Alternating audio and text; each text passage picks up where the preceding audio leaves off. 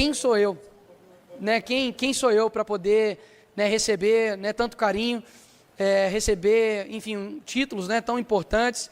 Fico realmente assim emocionado, porque eu sei que tudo que eu sempre quis na minha vida foi uma família.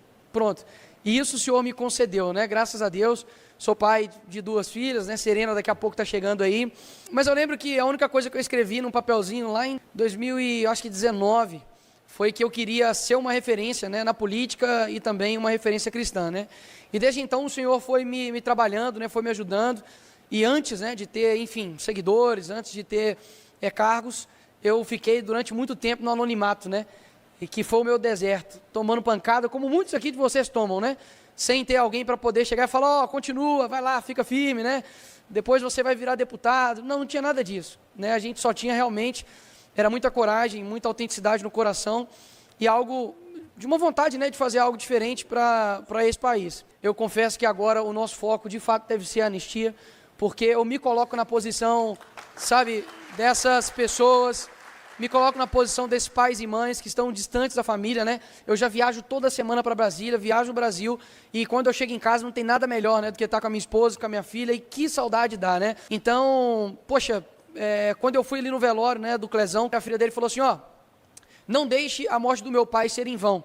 E desde então, a gente esteve 6 meses na CPMI, a gente fez um documentário, praticamente 10 vídeos, né, mostrando todas as irregularidades, proporcionalidades com relação ao julgamento das pessoas do dia 8, e eu me coloco na posição desse pai e mãe, né? O que eu faria se fosse meu filho? Né, pode ter certeza que eu já teria ultrapassado o limite há muito tempo, né?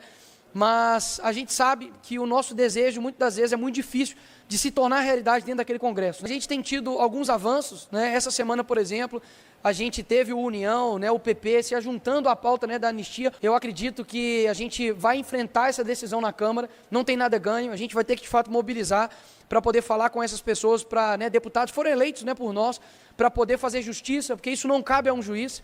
Né, chega de um juiz só dominar o nosso país, ele não teve um voto, sabe, e muita gente talvez tem medo de falar o nome dele, mas que se lasque. Ministro Alexandre de Moraes, você não é dono desse país, né, quem é dono desse país de fato é o povo, são as pessoas, né, que os representam, que são os deputados e senadores.